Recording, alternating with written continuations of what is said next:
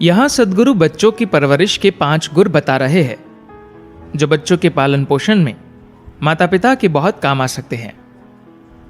चाहे आप मां हो, पिता हो या आप माता पिता बनने वाले हो, ये परामर्श आपके बहुत काम आ सकते हैं। सद्गुरु कहते हैं, माता पिता बनना एक विचित्र अनुभव है। आप कुछ ऐसा करने की कोशिश करते हैं जो आज तक कोई नहीं जान पाया कि उसे अच्छी तरह कैसे किया जाए। चाहे आपके 12 बच्चे हो, तब भी आप सीख ही रहे होते हैं। हो सकता है कि आपने 11 बच्चे अच्छी तरह पाले हो, मगर 12वें में आपको परेशानी हो सकती है। तो इसका उपाय क्या है? पहला, सही माहौल बनाएं। जरूरी माहौल तैयार करना बच्चों के पालन पोषण में एक बड़ी भूमिका निभाता है। आपको सही तरह का माहौल तैयार करना चाहिए, जहां खुशी, प्यार, परवाह और अनुशासन की एक भावना आपके अंदर भी और आपके घर में भी हो। आप अपने बच्चे के लिए सिर्फ इतना कर सकते हैं कि उसे प्यार और सहारा दे सकते हैं। उसके लिए ऐसा प्यार भरा माहौल बनाए जहां बुद्धि का विकास कुदरती तौर पर हो। एक बच्चा जीवन को बुनियादी रूप में देखता है, इसलिए आप उसके साथ बैठकर जीवन को बिल्कुल नएपन के साथ देखें, जिस तरह वह देखता है। जरूरी नहीं है कि आपका बच्चा जीवन में वही करे जो आपने किया। आपके बच्चे को कुछ ऐसा करना चाहिए जिसके बारे में सोचने की भी आपकी हिम्मत नहीं हुई, और तभी यह दुनिया आगे बढ़ेगी और उपयोगी चीजें घटित होंगी। मानव जाति की एक बुनियादी जिम्मेदारी है कि वे ऐसा माहौल बनाए जिसे इंसानों की अगली पीढ़ी आपसे और हमसे कम एक कदम आगे हो। यह बहुत ही अहम है कि अगली पीढ़ी थोड़ी और खुशी से, कम डर, कम पक्षपात, कम उलझन, कम नफरत और कम कष्ट के साथ जीवन जिए। हमें इसी लक्ष्य को लेकर चलना चाहिए। अगली पीढ़ी के लिए आपका योगदान यह होना चाहिए कि आप इस दुनिया में कोई बिगड़ेल बच्चा न छोड़कर जाए। आप एक ऐसा इंसान छोड़कर जाए जो आपसे कम थोड़ा बेहतर हो। दूसरा, अपने बच्चे की जरूरतों को जानें। कुछ माता पिता अपने बच्चों को खूब मजबूत बनाने की इच्छा या चाह के चलते उन्हें बहुत ज्यादा कष्ट में डाल देते हैं। वे चाहते हैं कि उनके बच्चे वह बने जो वे खुद नहीं बन पाए। अपने बच्चों के जरिए अपनी महत्वाकांक्षाएं पूरी करने की कोशिश में कुछ माता पिता अपने बच्चों के प्रति बहुत सख्त हो जाते हैं। दूसरे माता पिता मानते हैं कि वे अपने बच्चों से बहुत प्यार करते हैं और अपने बच्चों का इतना सिर चढ़ा लेते हैं कि उन्हें इस दुनिया में लाचार और बेकार बना देते हैं। एक योगी थे जो कश्मीरी शैव नामक एक खास परंपरा से ताल्लुक रखते थे। यह योग के 7 प्रकारों में से एक है। यह योग का बहुत शक्तिशाली तरीका है, मगर यह मुख्य रूप से कश्मीरी इलाकों में सीमित है, इसलिए इसे यह नाम मिला।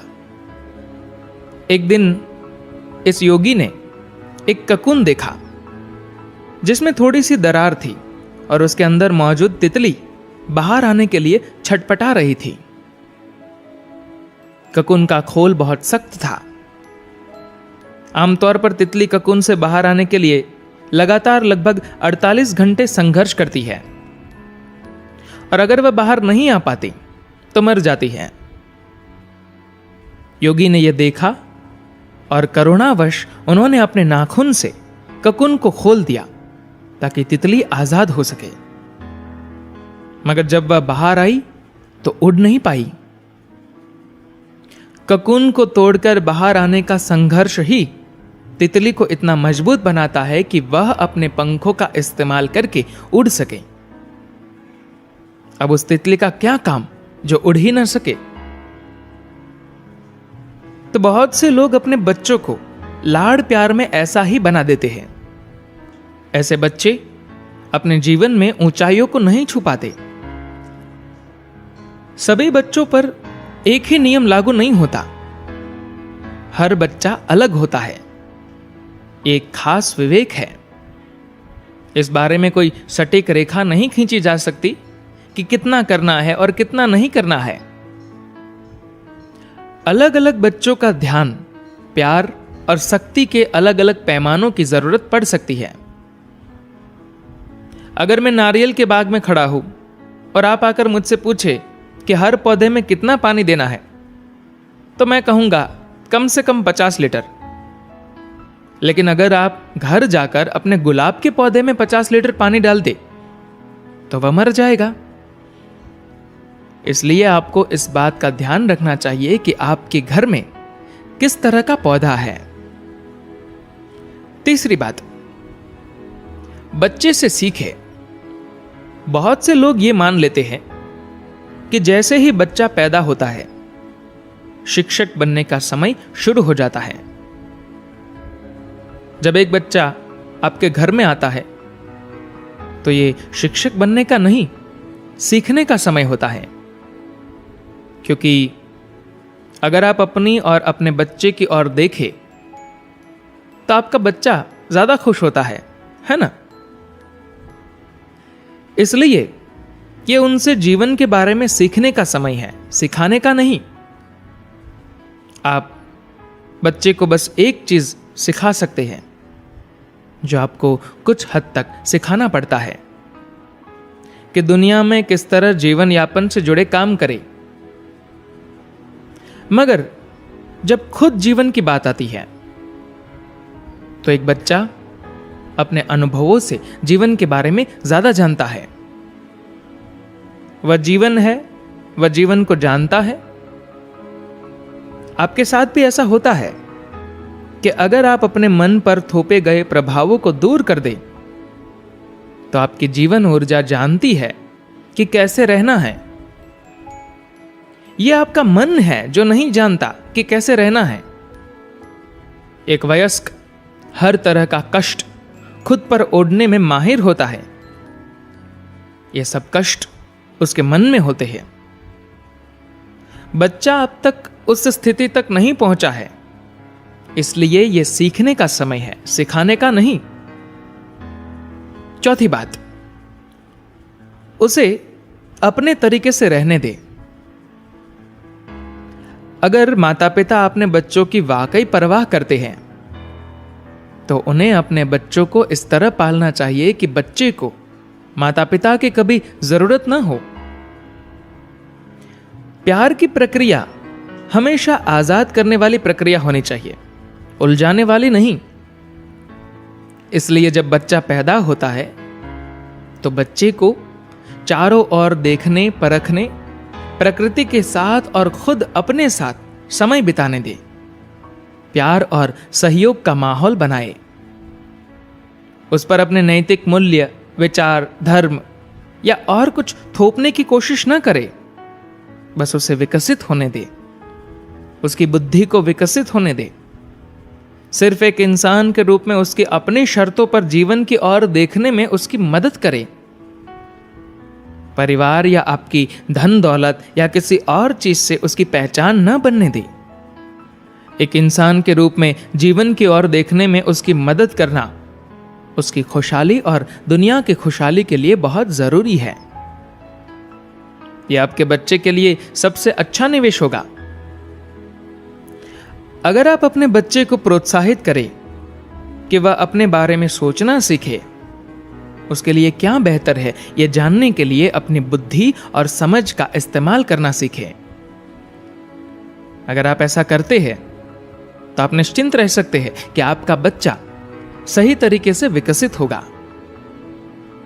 पांचवी बात, आनंदित और शांत रहे। अगर आप अपने बच्चे का पालन पोषण अच्छी तरह करना चाहते हैं तो सबसे पहले आपको खुद खुश रहना चाहिए। अगर आपके बच्चे को घर में रोजाना तनाव, गुस्सा, डर, चिंता और ईर्ष्या देखने को मिलती है तो उसका क्या होगा? पक्के तौर पर वह केवल इन्हीं से सीखेगा, है ना?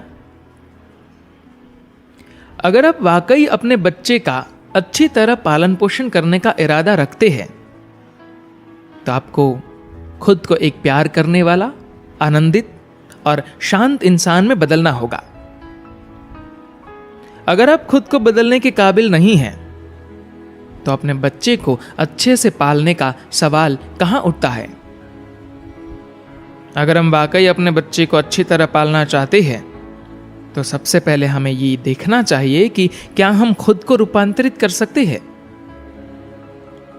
जो भी माता पिता बनना चाहते हैं उन्हें एक साधारण सा प्रयोग करना चाहिए। उन्हें बैठकर देखना चाहिए कि उनके जीवन में क्या ठीक नहीं है और उनकी जिंदगी के लिए क्या अच्छा होगा। बाहरी दुनिया के लिए नहीं, बल्कि खुद उनके लिए। अगर आप अपने बारे में, अपना व्यवहार, बातचीत, रवैया और आदतें 3 महीने में बदल सकते हैं तो आप अपने बच्चे को भी समझदारी से संभाल सकते हैं। धन्यवाद।